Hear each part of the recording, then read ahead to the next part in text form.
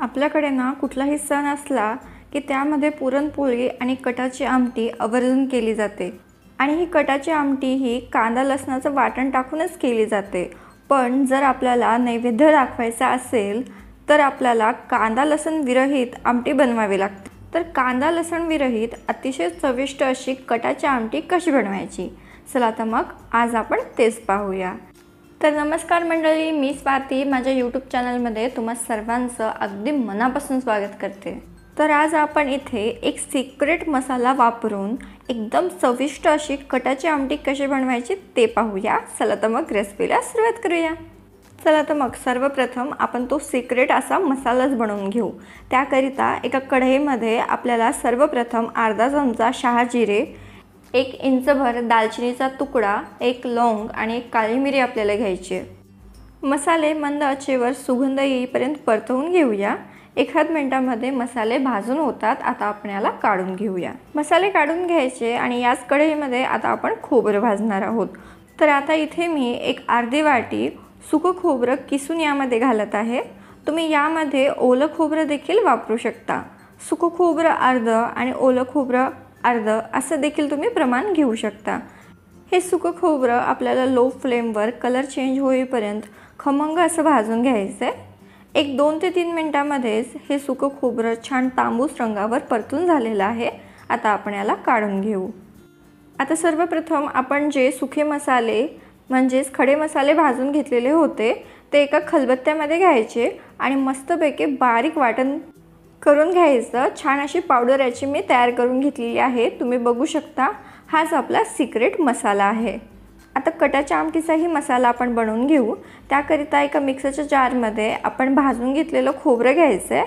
आता कांदा लसण विरहित आमटी आहे, त्याकरिता मी फक्त अद्रक यामध्ये घातली आहे। 1 इंचभर आलं मी तुकडे करून घातलं आहे। सोबतच आपल्याला यामध्ये थोडीशी कोथिंबीर देखील घालायची आहे।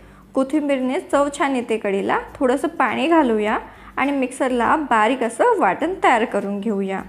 आता तुम्ही बघू शकता, इथे मी सर्व साहित्य मिक्सरला बारीक असे वाटून घेतलेले आहेत। चला तर मग पुढच्या कृतीकडे वळूया। आता इथे आपल्याला लागणार आहे कट। इथे मी 4 ते 5 वाटी पुरणाचं कट घेतलेले आहे, तुम्ही बघू शकता। आता यामध्ये सर्वप्रथम आपल्याला सिक्रेट जो आपण मसाला बनवला होता ते घालायचं आहे। सोबतच एक अर्धा चमचा धनेपूड मी घालणार आहे आणि तसेच अर्धा चमचा जिरेपूड देखील घालणार आहे। हे मसाले असे कटामध्ये घातले ना त्याची चव अगदी अप्रतिम येते। आता आपण इथे एक मोठा चमचा चिंच अशी पाण्यामध्ये भिजवत ठेवलेली होती, ही कोलून आपल्याला या कटामध्ये घालायची आहे। चिंच मी 2 वेळा पाण्याने छान अशी कोलून त्याचं पाणी या कटामध्ये मिक्स करणार आहे। तुम्ही या पद्धतीने एकदा कटामध्ये सर्व मसाले चिंचेचं पाणी घालून बघा, कारण याने आपल्या कढीला चव खूप छान येते। आता सर्व मसाले कटामध्ये छान मिक्स करून घेऊ आणि कढी करायला वळूया। कटाची आमटी एळवणी किंवा कढी करण्यासाठी आपल्याला इथे सर्वप्रथम 2 चमचे तेल एका कढईमध्ये छान असं तापवून घ्यायचं आहे। कटाच्या आमटीला तेल थोडं जास्तच लागतं। आता यामध्ये घालणार आहोत 1 चमचाभर मोहरी। मोहरी छान तडतडली की 1 चमचाभर आपल्याला जिरं घालायचं आहे। जिरं ही छान फुलू देऊया आणि 1 चिमूटभर हिंग घालूया। आता इथे 1 तेजपत्ता मी तुकडे करून घातला आहे, तुम्ही बघू शकता।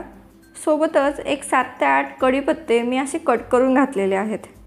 आता यामध्ये आपल्याला एक अर्धा चमचा लाल मिरची पावडर आणि एक अर्धा चमचा काश्मीरी लाल मिरची पावडर यामध्ये घालायची आहे। तेलामध्ये मिरची घातली म्हणजे कढीला तवंग छान येतो।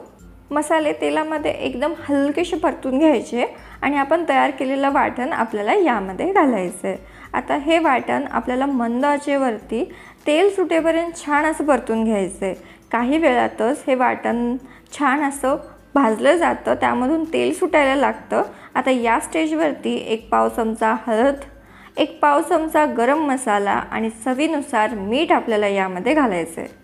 मसाल्यामध्ये आपण थोडंसं पाणी घालूया, जेणेकरून मसाल्याला बूड लागणार नाही आणि मसाले तेलामध्ये व्यवस्थित असे वाफले जातील आणि त्याने आपल्या कढीला चव छान येईल।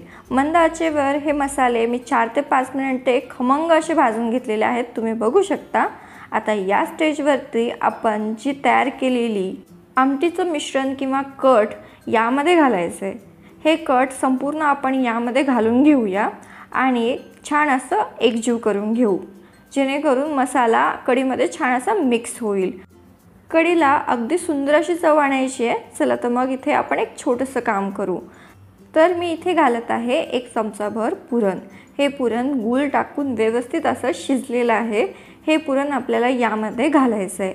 या पुरणाने काय होतं, कढी तिखट आहे, आंबट आहे, सोबतच पुरणाचा थोडासा गोडवा देखील यामध्ये उतरतो आणि कढी चवीला छान लागते। सोबतच पुरणामुळे कढी आपली छान अशी दाटसर होते।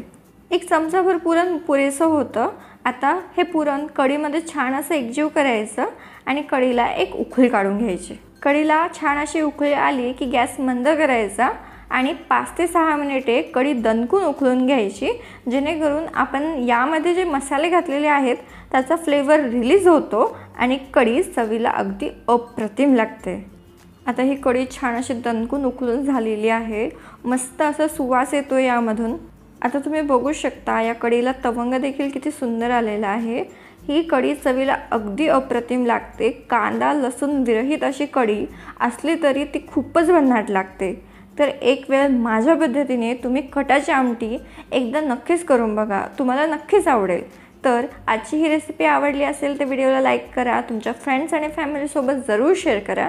माझ्या या चॅनलवर नवीन असाल तर चॅनलला सबस्क्राईब करा, सोबतच बेल आयकॉनवरही क्लिक करा, कारण अशाच नवनवीन रेसिपी मी तुमच्याकरिता आणत असते, त्याचे नोटिफिकेशन तुम्हाला सर्वात प्रथम भेटतील।